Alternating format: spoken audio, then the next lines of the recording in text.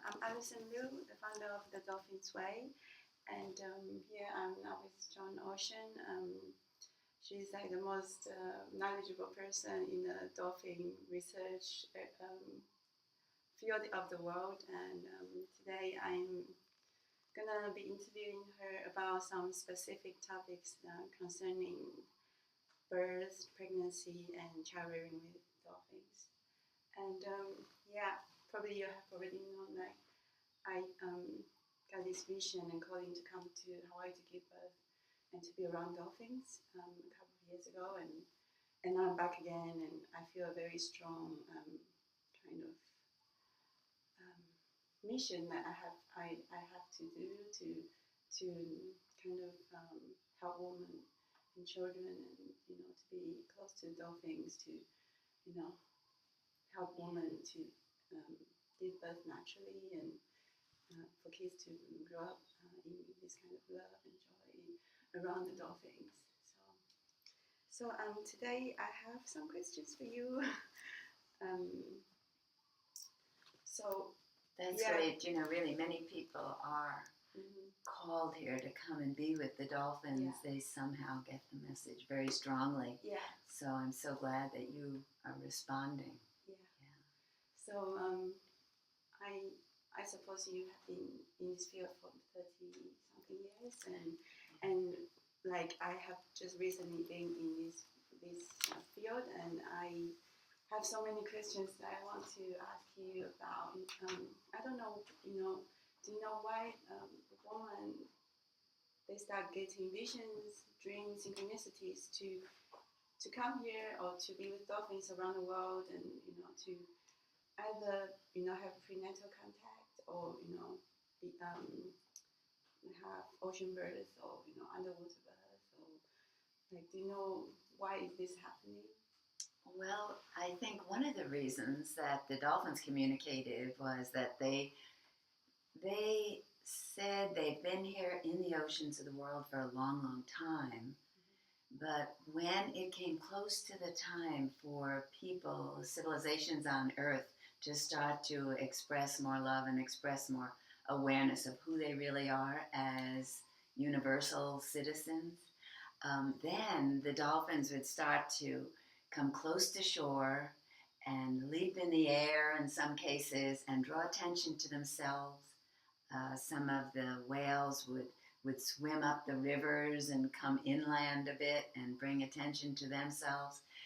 And then it would be a sign to people that now is the time for us to join the cetaceans in the ocean and in dream time in any way we can, in meditation, because they have information to share with us. And I personally feel that a lot of people are on the planet right now, incarnated at this time, just to work with the dolphins, to work and play with the dolphins. And so they've been like waiting for the call. You ever have people, they're wondering, what is my purpose? What am I supposed to do? And then all of a sudden they see a dolphin and they go, that's it. That's what I'm supposed to do. Yeah. And so many people now are being called. It's very exciting for me to watch this. I am from a completely different background. I was a mathematician. I have 3 degrees, and I was doing a PhD in Cambridge. I was in a complete different path, and then all of a sudden I'm like, when I I grew up with dolphins, so I have already a deep connection with them. But it's kind of like my pregnancy just brought me all back to my life purpose again, and I feel so strongly about this now. And there are so many women in the world like contacting me, and they are interested in this. And so I wonder if you, during your contact with dolphins, did they tell you anything about why this is happening? Why the woman and the children and the future generation, why they have such a strong kind of connection, and why they want, like, why is this all happening, like, just Yes, well, like you said, the future generation, and the dolphins are very aware of how the entire Earth is changing, and transforming and ascending, if you will. And it's the future generations that will be interacting with these new frequencies here. And so they encourage everyone to come in the water, and they especially are interactive and playful with the children. And when women are expecting and they are in the water swimming at that time, of course, the dolphins can interact with the fetus in the womb. And they do. And it feels like those babies then are born already with an awareness of the knowledge of the dolphins. And what is that knowledge? Well, the dolphins are not really linear thinkers as we are. They are multidimensional. And that means that they can be here in physical form in the oceans of the world and the rivers, but they also have another part of their mind that's connected to the greater universal mind, to higher consciousness. And this is what they are encouraging in us. And this is what people who have contact with them are now able to do. And the new children coming in they're activated in some way. So when they're born, they already maintain that contact.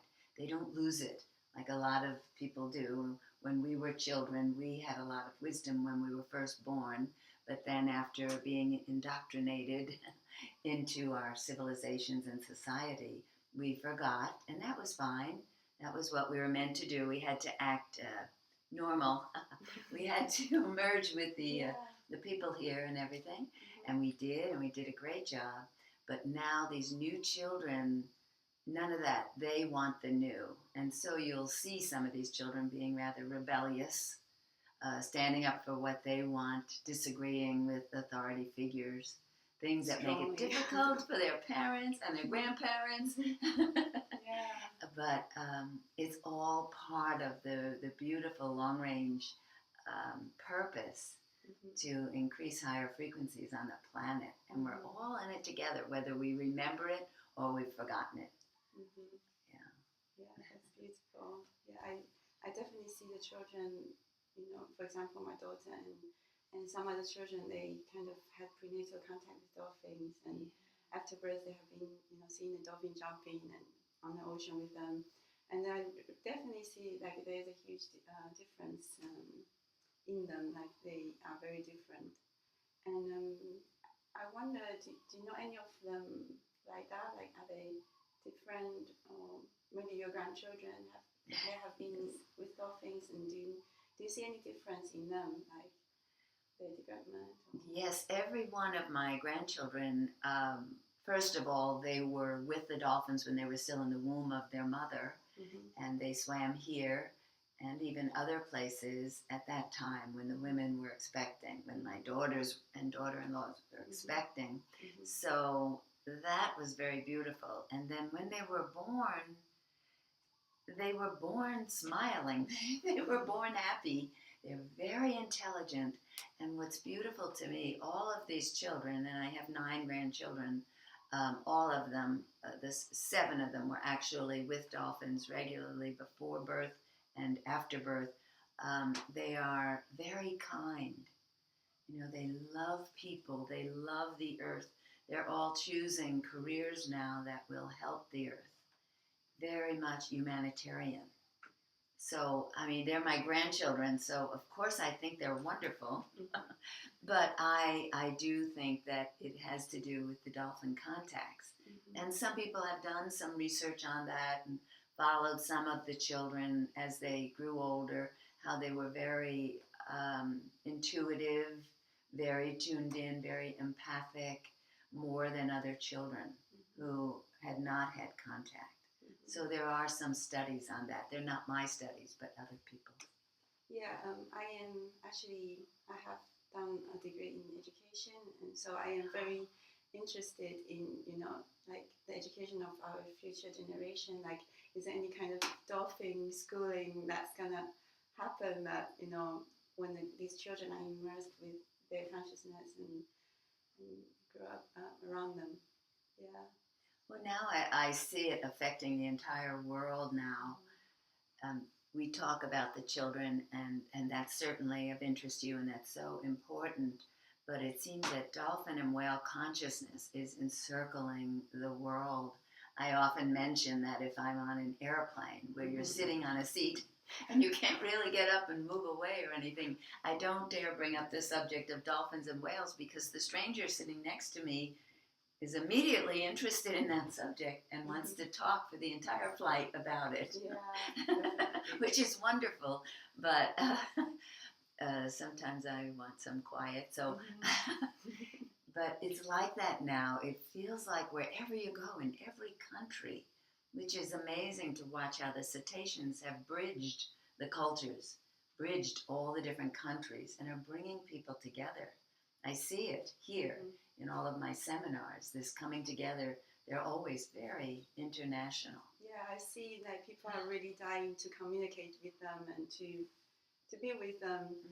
And I have read your book about you have kind of ability to communicate with them, through also like telepathy or I don't know. Do you want to share how you do that? Yes. As you may know, when I first began, I didn't even know how to swim. And I was in my 40s back then. So the first thing they did was to teach me to swim. And I had a boogie board, but eventually the boogie board slowed me down. So I gave that up, and I knew how to swim then. But I began to realize they were communicating with me, because thoughts would pop into my mind while I was out there. And it was often things that I knew nothing about. So I thought, well, if they're sending me information, let me try to send information back to them. And that's how we began a conversation, so to speak. So how do they communicate with me? They send through sound and frequencies what I call acoustic images. So an image will appear in my mind or in my awareness, in my energy field, of what they're communicating. And sometimes I don't understand it. They sent me a picture of bubbles once, and I thought, well, what is this? Why are you sending me bubbles? But then when I communicate that back, they send me more information.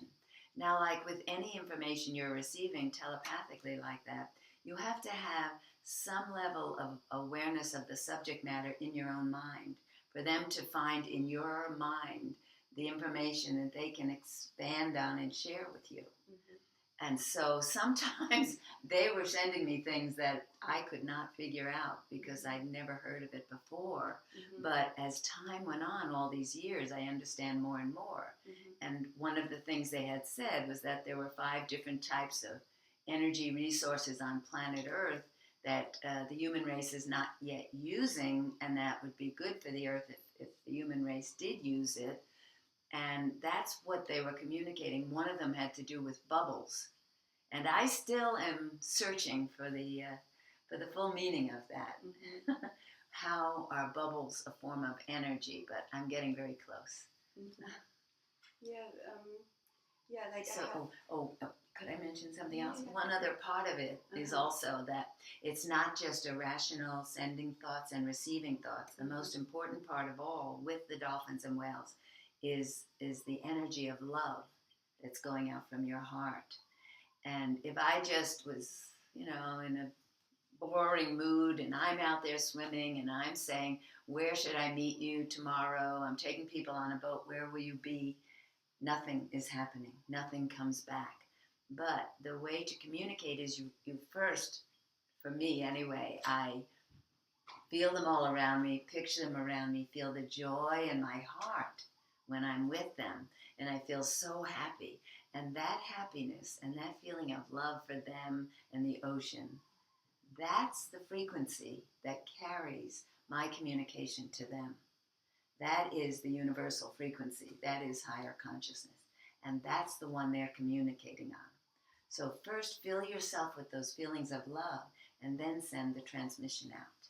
Yeah, that's definitely the key. Yeah, I understand now because I have had this maybe 2 or 3 years of this kind kind of, I'm getting the message from them, but I am not really sure if I just made it up or, because we all get this kind of human filter. We don't really know, is it really a message from them or it's just, my imagination. So but then what you say is really the key that, when we are kind of in a very loving mode and feeling joy, that's really, undoubtedly there's a higher kind of communication. Yes, right. And it's good that you ask to Mm-hmm. communicate.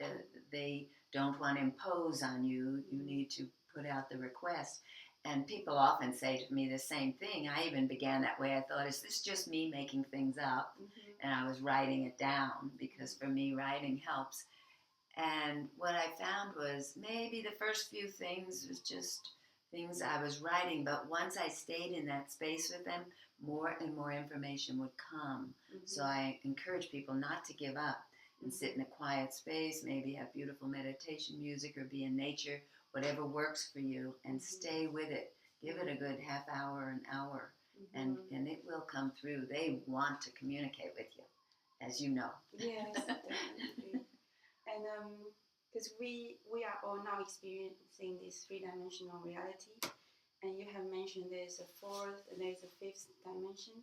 And I studied mathematics and for my first degree, so every time I do this, like the higher order equations, and I was like, but why we are only staying at three? We have so much, more out there, more higher orders, and so I'm just, very kind of interested how this kind of dimension looks like. How do you go into that dimension? Yes, and it's very interesting about mathematics because I'm interested in mathematics in that so much of the higher dimensions are relationships using geometry. And geometry comes down to mathematics and formulas and calculations sometimes. And that is a way to get into the higher dimensions. That's one way. So for me, I see us now, a lot of us that are already on the path and that are doing everything we possibly can to express love and kindness in our everyday lives. We've already moved into the fourth dimension. We have deep feelings that we feel, but they're not out of control. We know how to direct them and use them effectively. That's important in the fourth dimension. And we're moving into the fifth and higher. And really, the fifth dimension, from what the dolphins have shown me, is very different than this one. We will be very spiritual beings, able to traverse into other parallel realities at will regularly. We actually eventually won't even need what we call physical objects. We can manifest them by will when we want to. So that, in one way, it seems, that's far away yet. How are we ever going to get to that place where, like our star friends, they don't have houses they go back to sleep in. When they need a house, they get it. They have it. They make it. So it seems far away, but what I've become aware of is things are changing so fast now that we'll be amazed. And we just have to hold on and keep putting out that love, because a lot of us, like you, are the ones who will help others through the stages into this amazing new world that has been prophesized and that is coming. So I'm really honored. I know, it's really so wonderful to do that. And because you have been through this whole transition, and like for me, it's like I'm totally new, and I see many people kind of also appeared and then all came to me and said like, we want to do this, we want to do like Dolphin Birth Center, or this project of a village with women and with all like future generations. We bring up the children like really very much in tune with love, compassion, joy, and to be with the dolphins. And so I feel that we have a huge kind of tribe coming, but still we have a kind of still kind of conditioning about you have to be in a kind of rat race and, focus on survival and money and all that. So, and I see you already coming out of that, and for me it's a huge inspiration, like knowing that people have done that and I can do that too. And do you have any advice for people like us? Like we kind of, just stepping out of that kind of, the normal box and then trying to, create something beautiful, but we are still, a bit afraid or not knowing what to do. Do you have any advice? Yes, I mean, that's very common right now, that straddling both worlds, the old way and the new. Yeah. And I know that's been my role and my generation's role to kind of do that a lot, and it's still going on. Mm-hmm. I mean, you want to pay your rent, and you have responsibilities, and you have your children, and they need clothes and food to eat and things like that. So it's not always the thing to do to leave all that and jump into a different reality. You have to always do everything with kindness and concern for everyone around. So I know that's difficult for people right now, but what I see happening is because we still think the old way, we've gotten into a place often where we think, well, we're kind of far out with the things we're thinking and the things we believe in, and no one else is going to believe us or be interested in that. And really, there are many, many people out there now. I mean, millions of people who are as aware as you are, as I am. And a lot of those people are willing to help. They're willing to set up foundations. They're willing to support women who are pregnant, coming to be with the dolphins and giving birth with the dolphins, activities like that will enhance the human race. There are people out there that'll do it. So what I do, and especially for women who have always kind of, at least in my generation, were kind of the second-class citizens on the planet compared to men, I encourage women to step forward, to risk being rejected, to go to these places, to seek funding, to seek whatever it takes. If you need money so that you can still take care of your responsibilities and still follow through, complete your spiritual work, seek that money and put it out. And often it comes in ways you don't expect. You're thinking, oh, well, I'll have to go to this humanitarian foundation and write up something or go talk to someone and try to bring the money I need to do this project.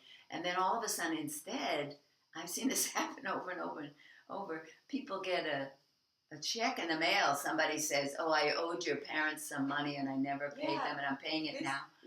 So believe in miracles. This happened to me actually yesterday, because I happened to meet with a multi-billionaire last week. Wow. And then the day before yesterday, he wrote an email saying that he wanted to meet me.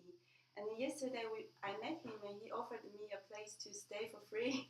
Oh, that's very good. So exactly. It's kind of like, Thank you. I never know that could work. I can get a house for free in like Hulua, like beautiful place, and like this kind of synchronicity happened to me all the time, and so that's why I'm here. Like I would never be able to be here speaking to you if I didn't have all this help. Exactly. Magic. And then the next step after that, when you receive what you ask for, is, are you going to move on it? Are you going to act on it? Because I had that here. We were going to open a center here, and all the people met regularly, and wonderful people who love dolphins and things like that. And all of a sudden, people offered us the funding for it. It was about millions of dollars, and they were going to build these beautiful little natural and nature structures for people to live in. It was so beautiful. All systems were go. I was interacting with the Hawaiian people. They were supporting it. John Lilly was even had come to visit it. And it was amazing the way it all came in. And then it didn't happen. Guess why?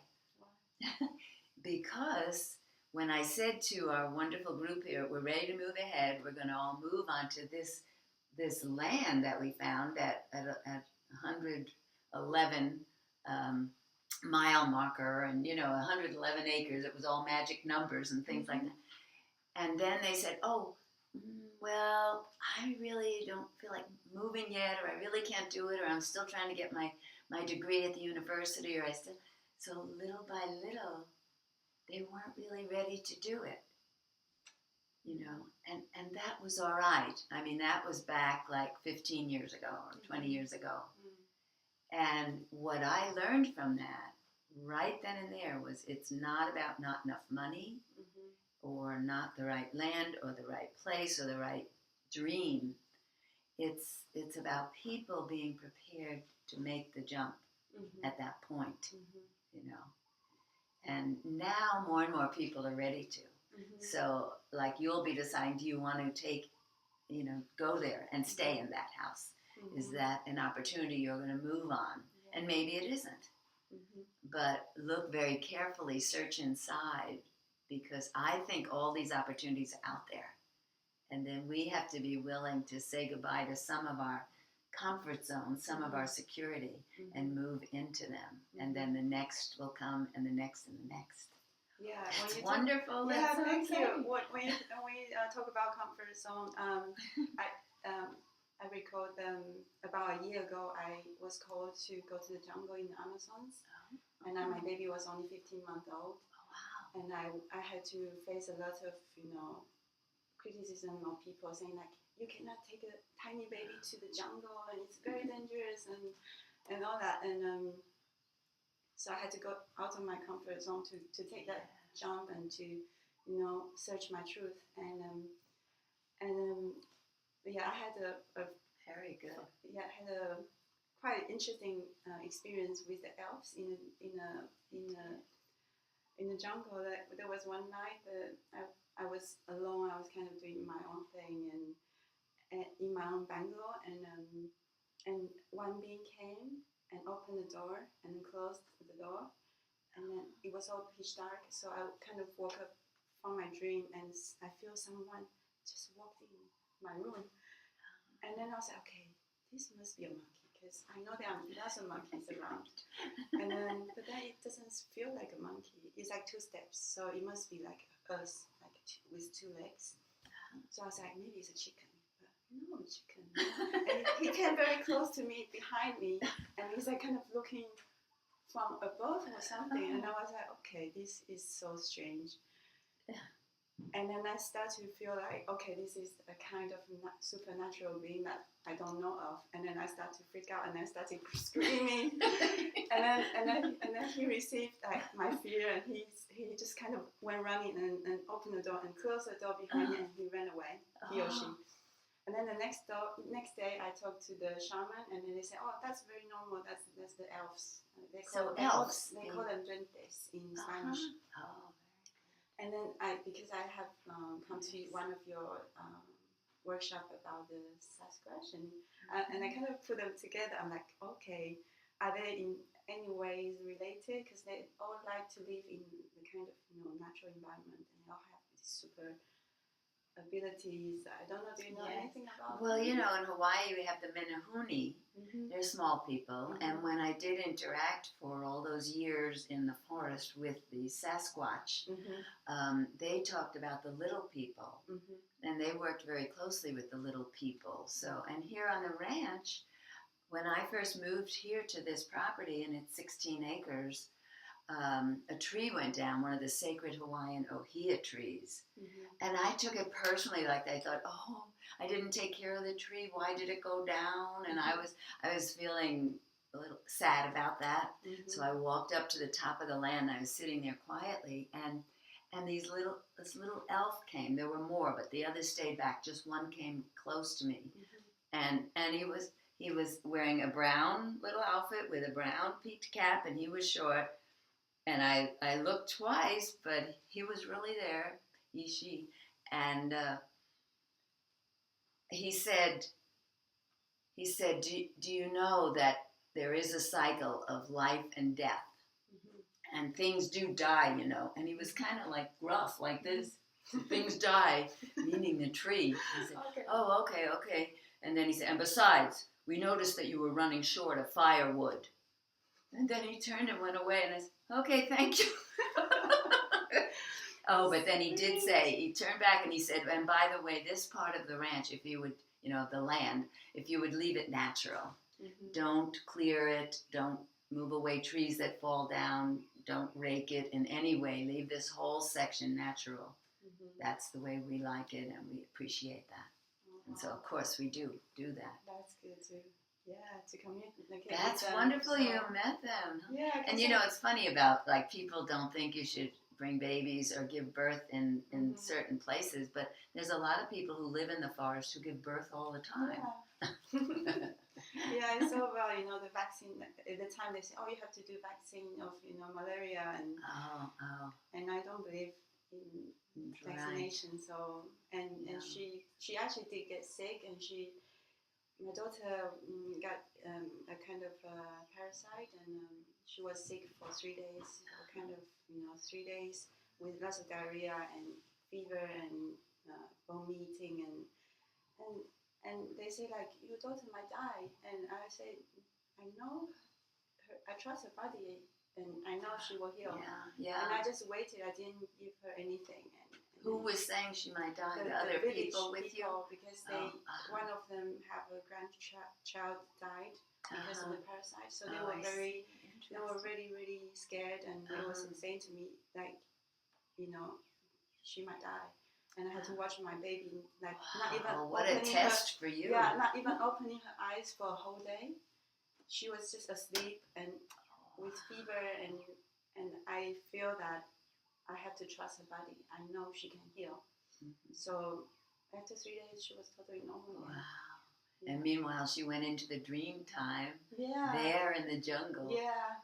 Oh my gosh, I want to meet her. I haven't met her yet. Yeah. I wanted to bring her, but we have all this monthly meditation. I didn't want her to interrupt. All right. So one day I'll bring her. Yeah. What is her name? Nadia. Yeah. Yeah. So it was beautiful for me to feel that I can deeply trust. Yes. And you responded to me. And good for you. That was her really. immune system is so strong. Like she doesn't get sick. She doesn't get a flu. And now people. The kids now have, these mumps and hand, leg kind of virus going on, and they get rash and fever. Right. And she is among all these children, she never gets sick. Yeah, mouth sores and things like that. Yes, yeah. So I feel like really, for me, it's a very important lesson to trust. Right, and it strengthened her, and who knows, maybe in her future, she will be called into that setting again, into that environment, and now she's strong.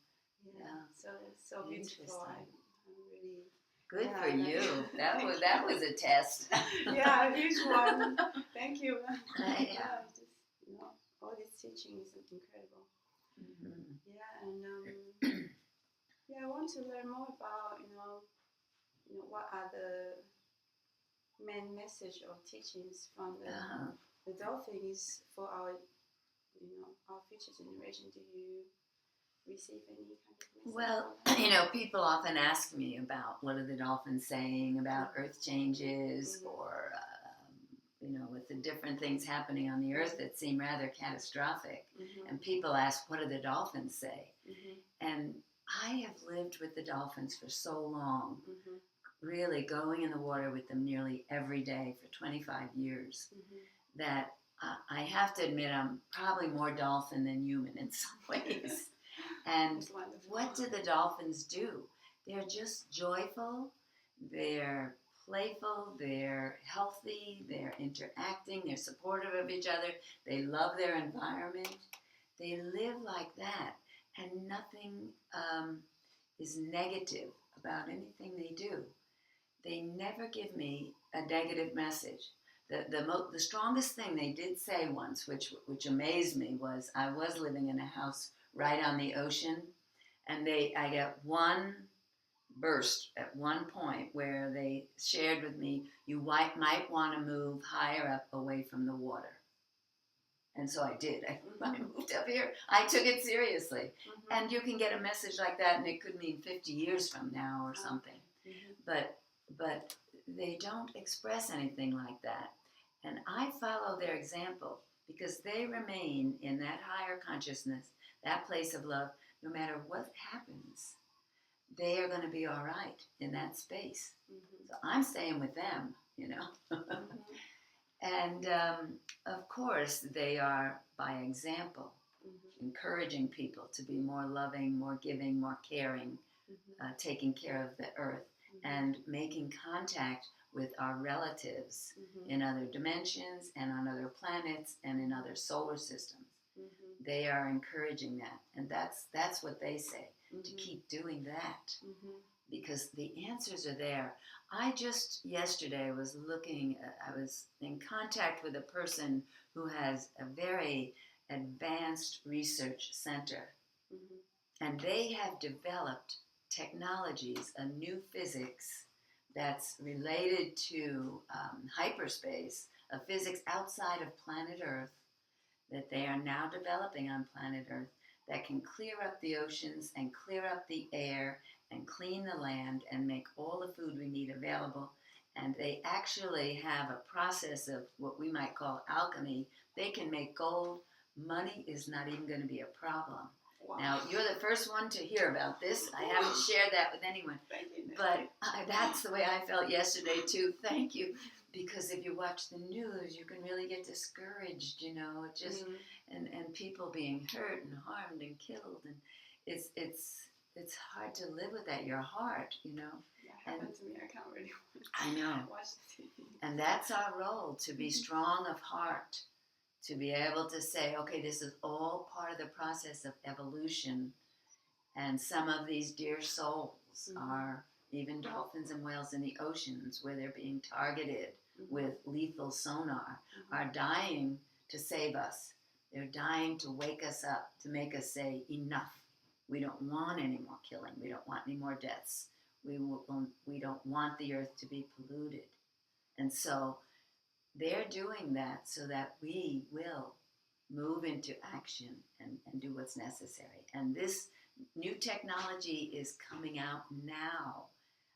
In March, the waters of the world, drinking water is to be made clean for people, so they're not getting sick. Wow. So how is this going to be done? This is something we have to allow our minds to open to. Just know that it is possible, and it is being done, and it's not out in public yet for obvious reasons. We don't want this research to be stopped, and these scientific abilities to be ended. They have to keep working in their own organization. But there are many, many wonderful humanitarian people out there to help. That's beautiful. I know, I'm so excited. excited. Because yes, I was talking to these people about wireless energy, but today your information is even more amazing. Yeah. Yeah, they said there'll be trains without train tracks and planes without wings, and we'll have different ways of traveling. And you can look it up. I can give you later the website. They have a website. That'd be good. Thank you. And I think that maybe do you how do I say like, you know, like we come here to do this project to help pregnant women particularly, and children to be with the dolphins. Do you have any advice on that, like any resource? Sure. Or you mentioned that if we can kind of contact some kind of foundation and get probably some funding or any Right. contact. Yeah, I can talk about that a little, because this being Hawaii, many people are drawn to come here because it's nice weather year round, and the water is relatively warm year round, and so it's a good place to give birth in the water, and the dolphins are here, of course. Yeah. And I've worked with a number of people, gynecologists, doctors who are interested in that project and subject and want to do it. And then again, old world, new world coming together. That's the challenge. When we looked at one of the bays and thought to create a place there where women could give birth in the ocean with the dolphins, if the dolphins choose to come, the local people were opposed to it, because it's their sacred beach, it's their sacred bay, and they knew rightly that it would become very commercialized. And they did not want that. See, they put the needs of the land first, keeping the land pure and clean and not commercialized. civilized. So I totally respected that. Yeah. So then I went to India and we looked there, and I've been to different places in Israel, and looking into it, it's interesting how many different reasons come up to prevent it happening. So it is an area where those that have that interest really need to persevere. And as we both know, many women are giving birth in the water, and there are midwives who are helping them in little places here and there. And even some of the hospitals, of course, offer water births. Of course, there's not dolphins there, but they do provide pools where women and their husbands or mates can be in the water with them, and the baby's born in the water, which is good. The dolphins have told me wherever there's water, their energies are with you, even in your shower. Yeah. That's where I do some of my best contact. Oh. Yeah, exactly. And you know, there's the man in the Soviet Union, Igor Sharkovsky, who was promoting water births quite a bit. Well, from what I understand, in Russia, the birth process for women was rather difficult in the hospitals, and also they were looking for an alternative solution for giving birth in a more natural and comfortable way. But that has not worked out either, for a number of different reasons that too long to go into here. But all I can say is I really receive a lot of emails and phone calls about that. I support it. I think it's a good thing for people to do.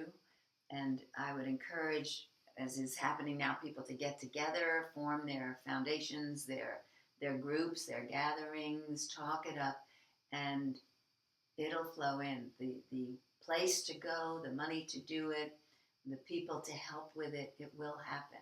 It's an energy that's building. Yeah, I definitely feel that, and people are coming from everywhere to want that, but they come to you today. I bet. And I feel that the birth is so sacred that it just cannot be commercialized. Exactly. I think that's the reason why it's not really happening for some reason. So exactly, because you know how that I can't even see how it can be kept, you know, to be something private and sacred and close to nature, versus it getting out, and you'd have hundreds of people all coming. Yeah, and part of me is actually doubting the real purpose of giving birth physically in the ocean with dolphins, because I didn't get that. But I had profound experience. I was in the water and I feel their presence. So I feel that it doesn't necessarily need to, you know, be just right in the ocean, you know, be with the dolphins. So I feel that it can be done in a way that's more, you know, kind of spiritual and sacred. And, I agree very much, because I have seen some women giving birth like on the shoreline in other countries where the waves are crashing into them, and they are so uncomfortable. I mean, they have to be held up, and someone has to be there to catch the baby because the waves are hitting them. And it just occurs to me that the comfort of the mother is really important. That's going to be communicated to the baby. So, like you said, it all has to be done, you know, with great gentleness and awareness. And the mother and the baby's comfort is important. Great, definitely. And let me see. Talking about pregnancy, and you know, there is a way that we can contact them. You know, contact the dolphins, and I have this kind of idea about, you know, preconception stage. Like, do you think it's possible, you know, kind of, you know, a soul bringing kind of in contact with? I'm struggling to form this question. I know. We have to have new vocabularies nowadays. How do I say that? Like, do you think we can call ahead of time? And you know, using this kind of energy to bring a soul and, you know, to be around the dolphins and to help humanity. You mean a different soul, or a soul that's going to come into you to be a baby? Yeah. Or just any soul? Yes, a soul that's coming. Right, yeah. Many women tell me that they have contact with the soul of their baby before they get pregnant. And they often know if it's a boy or a girl, although that's not that important. The baby can decide that last minute almost, the soul. But yeah, I think that's very possible. I think it's good to do, and I think in the fifth dimension it'll just be natural. People will get pregnant when they want to. Okay, I'm ready. Which soul just wants to interact with me? Let's see. I like you. Come on you can in. do that? You can choose? Sure. Really? Okay. When you're a fully spiritual being, you're in contact with all the others. Wow. The amazing, wonderful spiritual beings that are out there at the soul level. Yeah. Wow. I have so much to learn. Well, so people are practicing it now. That's what's so exciting. Because it usually happens kind of spontaneously, and people go, "Whoa! I was in meditation, and this energy came through and said it's the soul of my future baby," and they're like so surprised, But that'll be happening more and more. Okay, I better start practicing now. Wow, thank you. I did that. I had 3 children, and It's kind of silly when I think of it now, but I decided I lived in a neighborhood, and it was my old life before dolphins, before whales, before ETs. And I decided I wanted my children to be born in the summer, if you can believe it, because that way when I have parties for them, they could be outside instead of inside the house, make a mess. And you have to... So I wanted them, and then I decided I want girls first because I want to have daughters. And so I did. My first daughter was born in July. My second daughter was born in May. And then I said, okay, now a boy, and he was born in August. And so they all could have parties outside, and they didn't even mess up my house or anything. You create. I never share that. It's really a straight story, but that was... And scientifically there is a way to do that. Looking at the egg and the sperm, and at what point in your cycle they make contact. But that's your so I was aware of that too. So yeah. That's nice. Wow. And okay, I'm just getting too excited now. Looking at my questions.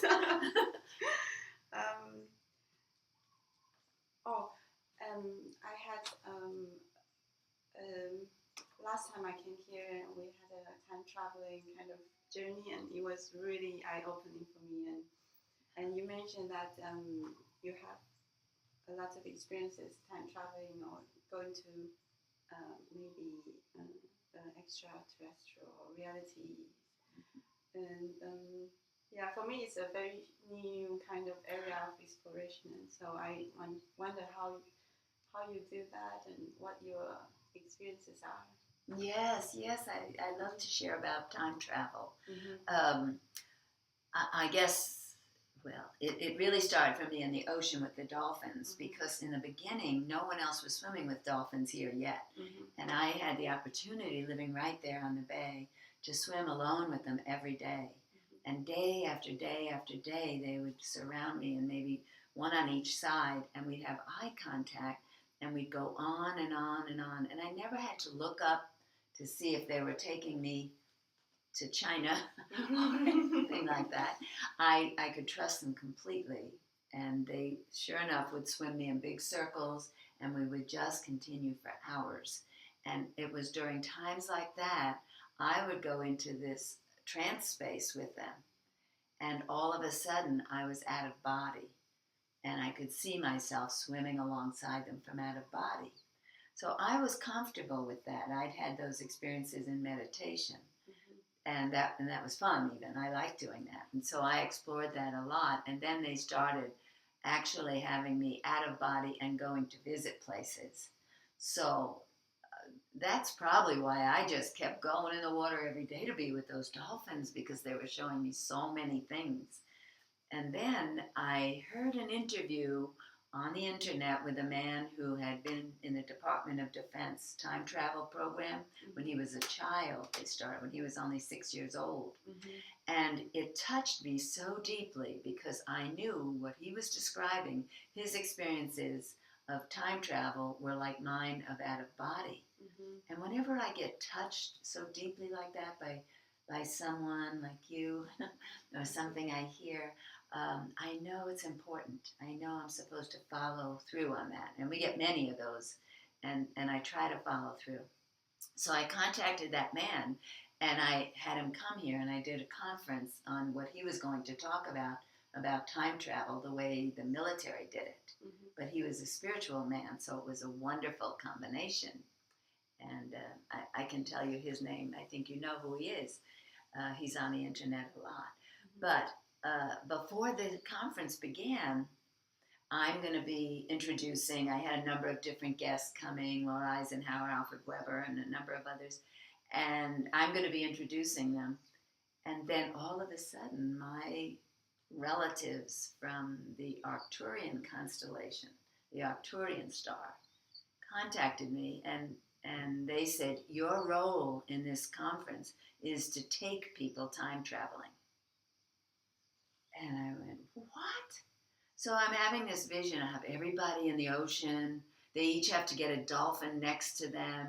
We all have to swim along quietly. And how am I going to orchestrate that? The dolphins cannot be orchestrated. And then they said, explain. So they said, no, you do this process and you take them time traveling. And I know they don't lie. They tell the truth. And if they believed I could do it, I said, okay. And of course I was excited too, because I knew they would lead me and show me how to do it. And so that's when I started, first of all, before the conference came, I invited all my dear friends who live here, who swim with dolphins every day here on the island, to come, and I experimented with them. I said, here's what we're going to do. And it was a big success. They were all able to go into parallel realities and meet other aspects of themselves. We only go into positive ones. And there they learned about their own futures. We went into the future. They learned about other aspects of themselves living parallel simultaneously with this one. And they were so inspired by it that major changes occurred in their life when we all got back here into this three-dimensional reality. Because they knew how to do it. It did happen to you? Yeah. Oh, how nice. I love getting that feedback. I was so amazed. I mean, sometimes I do these things like, wow, it really worked. And I'm so glad, because that's my goal. I love dolphins and whales, but it's about humanity, really. And all of us evolving together, the pod together. And so I did it at the conference then, and I've just been doing it ever since. Taking people into these other places, and there's no end to what you can do. We even went into a future together as a group, and now I'm talking about the community here that meet with me regularly to time travel. And it's not just for the fun of it. It's a number of things. It's to learn you can do that whenever you want to. They don't need me anymore to do it. They can do it on their own. And also to create your future, to create your reality now. And we even did one where we all went to a parallel reality where we were there, and our extraterrestrial friends were landing on a spaceship. And we were all there to greet them and welcome them. And it was so joyful, and we were so happy. And we all came back, yes, because it's not as though you're just witnessing it, you're there. And so the energy of that event filled our beings, and we came away with so much confidence that it's really happening, that it's taking place right now, and it's coming right closer and closer and closer into this earth plane. And so that's what you can do, so long as you're all together for good reasons, for humanitarian reasons, and to take care of the earth. We have accepted the responsibility and the knowledge that we can, and we do, create our reality, and we want to make it a positive one for everyone. Yeah, that's so beautiful. Like since last month, the meditation, I've been like, I want more. Like I was looking on my website. Do you offer any training or any, I don't know, seminars or anything like that? Yes, I do. In fact, in March, I have a seminar called Dolphins. No, I think it's called Whales, because the whales are here now from Alaska. Whales, dolphins, and time travel. That's the name of it. Okay. And then in another one in the summer, I have one called Dolphins and the Multidimensionals or something like that. But almost all of them now, I put time travel into them because it's such a good, to learn that is really helpful for people. People use it for everything. Yeah. I Do you have that, it's- like the meditation CDs online or anything? I don't know. Well, I felt like people needed the introduction that I give. When I do a class, even here in the community, it's a 5-week, it's just once a week for 5 weeks. And I start with an introduction because the number one thing in order for this to work is you have to believe it's possible. If you don't believe it's possible, you will just sit there and you will say nothing happened. So what I do is share the science about quantum accessing that the physicists are aware of, how we are in more than one place at the same time, particles of us. And also I share the experiences of people who have time traveled, like my friend who and others who were with him on that project in the Department of Defense, and he often comes to guest speak. So we do these things. Then I show Michio Kaku because he has a sense of humor. I love laughing, and he explains it. So all of that to prepare people, and then by the time we're ready to do it, people understand it's not only possible. It is very important to learn this ability because it's innate in us. We can do it, and it's part of the fifth dimensional teachings, really.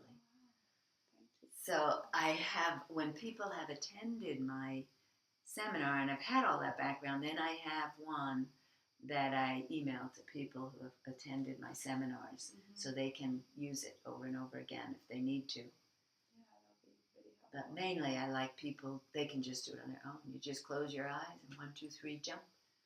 Well, you set the intention first, but yeah. Thank you.